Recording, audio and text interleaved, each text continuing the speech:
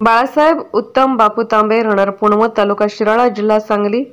विशेष शिराळा तहसील कार्यालयातील गैरकारभाराबाबत मी वरील तक्रारदार श्री बाळासाहेब उत्तम बापू तांबे, तालुका शिराळा, जिल्हा सांगली येथील रहिवासी असून मी माही सेवा केंद्र एसटी स्टँड शिराळा येथे दिनांक 11/6/2024 रोजी दीनानाथ मंगेशकर हॉस्पिटल येथे पुणे येथे वैद्यकीय कामासाठी उत्पन्नाचा दाखला घेण्यासाठी पुण्यावरून शिराळा येथे सदर ई सेवा केंद्रामध्ये गेलो असता काही बाबी मला संशयास्पद आढळून आल्या। सदरचा प्रकार कार्यालयीन सूत्रधार निवासी नायब तहसीलदार श्री हसन मुलानी हाच आहे असे माझ्या लक्षात आल्यावर मी सर्व तहसील कार्यालयाची चौकशी केली। या प्रकरणाची माहिती प्रांतसाहेब यांना समक्ष भेटून दिली आहे।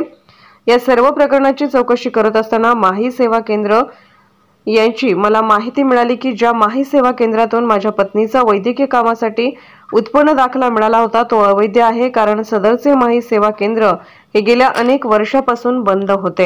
याची सखोल चौकशी केली असता शिराळा तालुक्यातील वैशाली शिवाजी माळी यांचे नावे असलेले माही सेवा केंद्र एसटी स्टँड शिराळा येथे सुरू होते। तर सदर माही सेवा केंद्र एसटी स्टँड शिराळा चालक जमीर तानेखान, राहणार इस्लामपूर, तालुका वाळवा, सहकारी श्री सरफराज मुल्ला वगैरे 3 जण हे चालवत होते। चालक जमीर तानेखान यांनी माननीय प्रांताधिकारी सौ इस्लामपूर यांची बनावट सही करून जात प्रमाणपत्र दिल्याप्रकरणी शिराळा पोलीस ठाणे भाग क्रमांक गुन्हा रजिस्टर नंबर 41/2016 भादवी कलम 420-465 प्रमाणे दाखल गुन्ह्यातील आरोपी जमीर तानेखान, राहणार इस्लामपूर, तालुका वाळवा याच्या विरुद्ध माननीय उपविभागीय अधिकारी सौ इस्लामपूर यांची जात प्रमाणपत्रावर बनावट सही करून जातीचा दाखला दिल्याप्रकरणी दिनांक 28/6/2016 रोजी फौजदारी गुन्हा नोंद झाला असून सदर माही सेवा केंद्र एसटी स्टँड शिराळा हे सील झाले असून सदर प्रकरण कोर्टमध्ये न्यायप्रविष्ट आहे। असे असताना सदर माही सेवा केंद्र हे कोर्टाचा अवमान करून त्या ठिकाणी कोणतीही पूर्व परवानगी न घेता निवासी नायब तहसीलदार श्री हसन मुलानी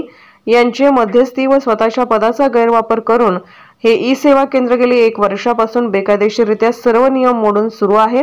तरी वरील सर्व विषयाची चौकशी होऊन योग्य ती कारवाई करून या प्रकरणाची संबंधितांच्यावर गुन्हे दाखल व्हावे ही नम्र विनंती।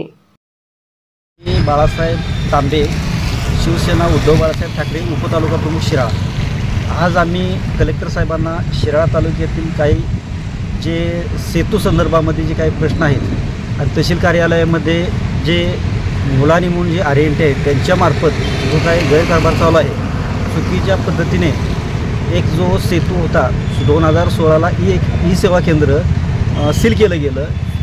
खोटी सही प्रांतसाहेबांची खोटी सही केल्यामुळं तो सेतू ई सेवा केंद्र सील केलं गेलं। परंतु 2016 नंतर गेल्या 1 वर्षापासून ते ई सेवा केंद्र पुन्हा सुरू झालेलं आहे आणि हे जे सुरू झालेलं ई सेवा केंद्र आहे या ई सेवा केंद्रामार्फत फार मोठ्या प्रमाणात चुकीच्या पद्धतीनं हे कामकाज चालू आहे। त्यांच्यावरती 420चा गुन्हा दाखल आहे। सदर प्रकरण कोर्टामध्ये न्यायप्रविष्ट आहे।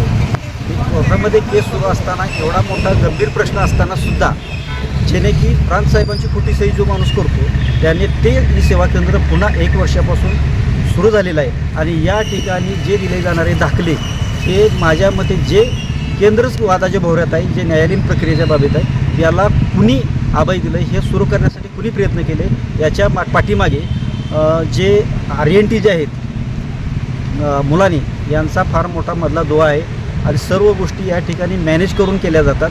तरी या सर्व गोष्टींचा सर्वतोपरी चौकशी करून दोषींवर कडक कारवाई करावी व त्यांच्यावरती गुन्हे दाखल व्हावे या मागणीसाठी आम्ही कलेक्टर साहेबांना या ठिकाणी निवेदन सादर केलेलं आहे आणि त्याचा साहेब आम्हाला न्याय देतील अशी आम्हाला अपेक्षा आहे। या गोष्टीसाठी आम्ही प्रांत साहेबांना समक्ष भेटून या गोष्टी सर्व सांगितलेल्या आहेत। प्रांत साहेबांनी ह्याच्यावरती कुठलाही ॲक्शन न घेतल्याने आम्हाला कलेक्टर साहेबांच्याकडे येणं भाग पडलं।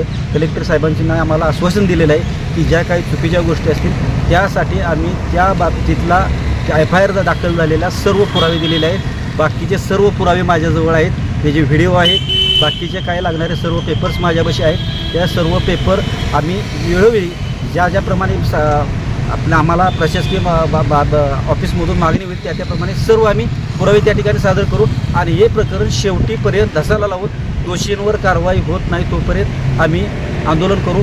या पुढच्या आठवड्यात आम्ही याचा पुढचा भाग जो असेल तो आम्ही सादर करेन।